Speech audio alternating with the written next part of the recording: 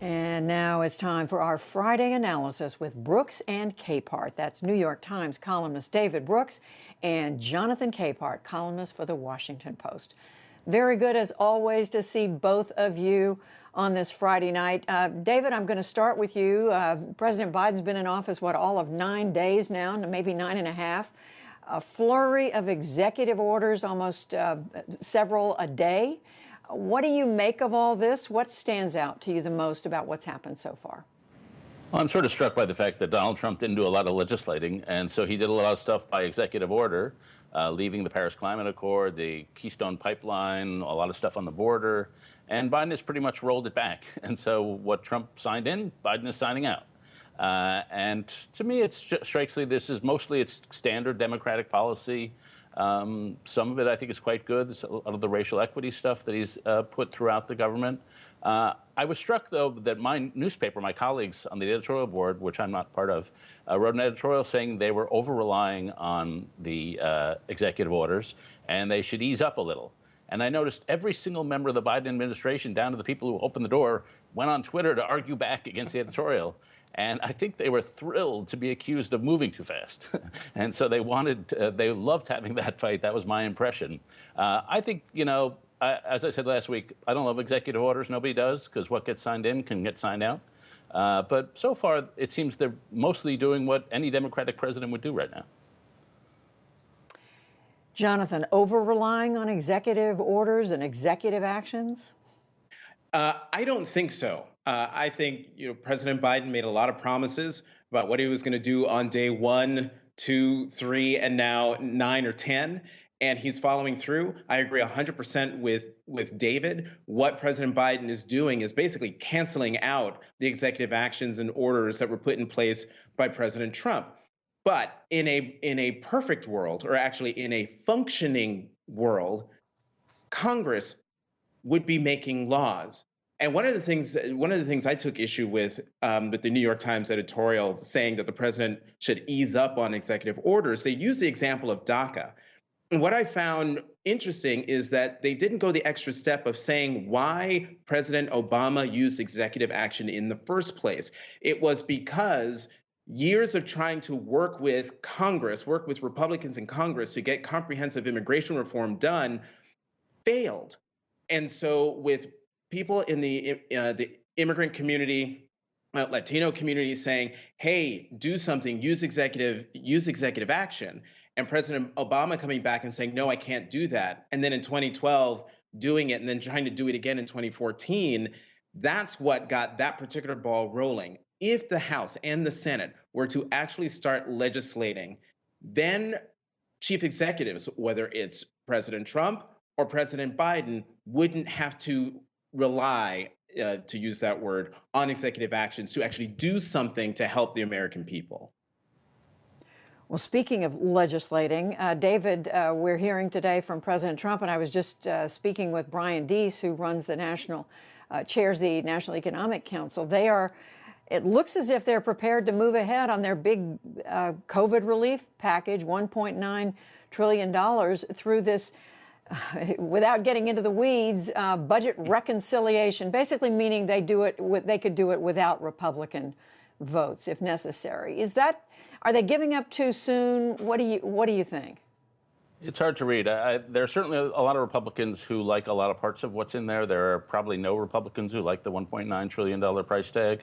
I do think he ran a unity campaign, and I think if that means anything, he has to give it every single shot. But part of what they're doing is just threatening Republicans, saying, hey, we're leaving without you if you're not on board. So you work. What strikes me about shaping the Democratic Party on this is how much the echo of 2009 is here. A lot of Democrats look back on the Obama stimulus, and they think Obama paid too much attention to deficits. He tried to work too much with Republicans, and he didn't go big enough. And so what they're going to do is they're going to go big. And it's a gigantic fiscal experiment.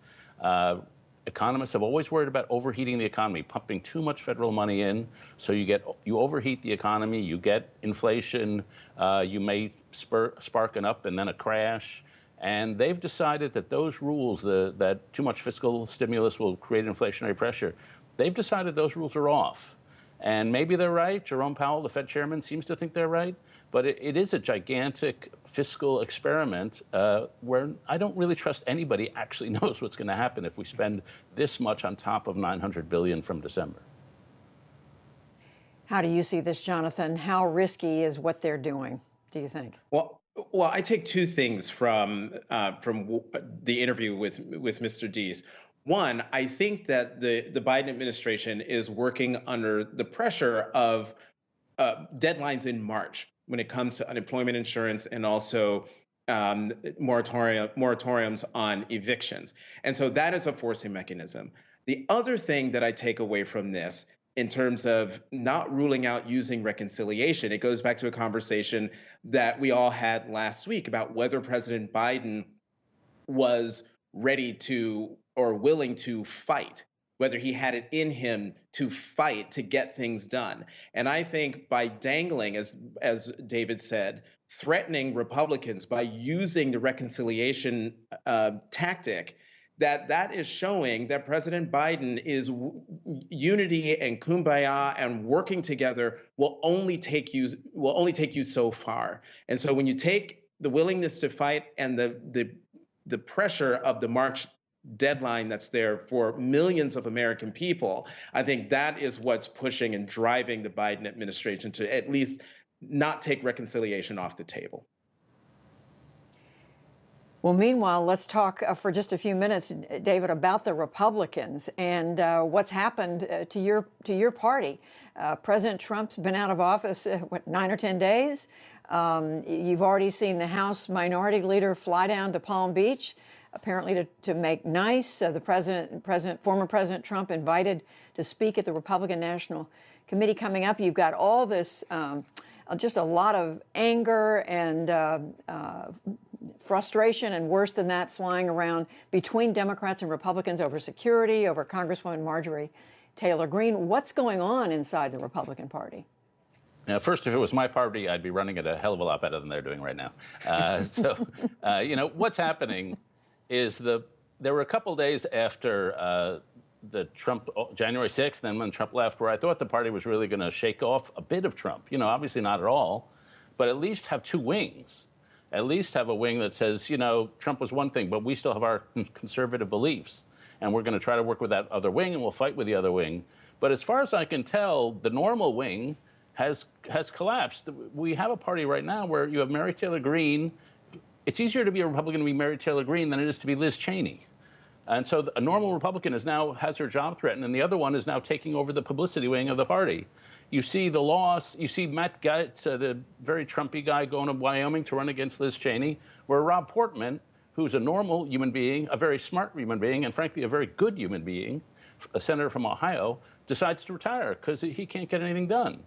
Then you see, I'm forgetting his name, Madison Cawthorn, a young freshman from a Republican who says he writes an email to his staff saying, I'm putting all my staff into communications, not into legislation.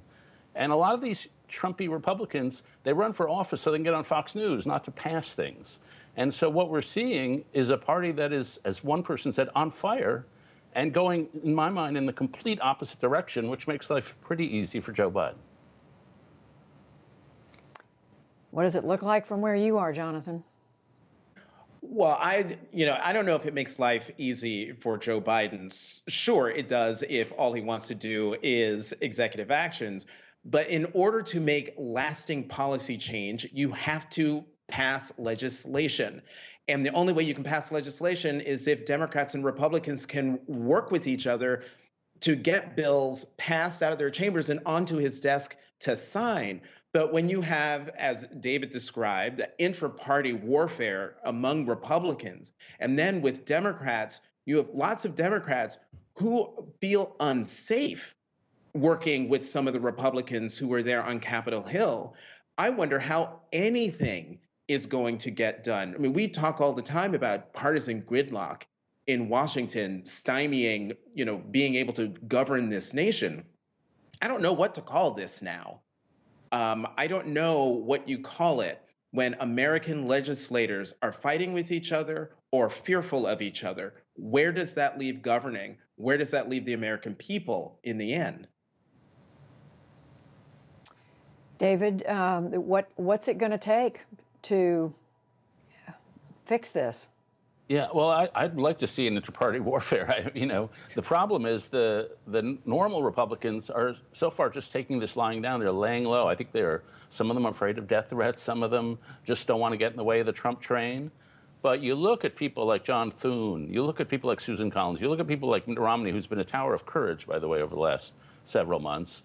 Somehow that wing of the party has got to get itself together so it can stand against the wing that is very proud and loud right now. And if we don't have some sort of rivalry over the soul of the party, it's not only the Rob Portmans of the world who are going to leave it, it's suburban voters. There are a lot of voters on that side who do not like what happened on January 6th. And they're not going to stay for long. So the survival of the party depends on the rallying of what we used to think of as normal Republicans. And so far they've stuck their head up here and there, but there's been no rallying, no organization, not much of a caucus. And so there has to be at least a fight to defend the party. In 10 seconds, Jonathan, anything Democrats can do as all this is going on? I have no idea other than stand back and watch. On that note, Friday night, Jonathan Capehart, David Brooks, thank you both. Thanks.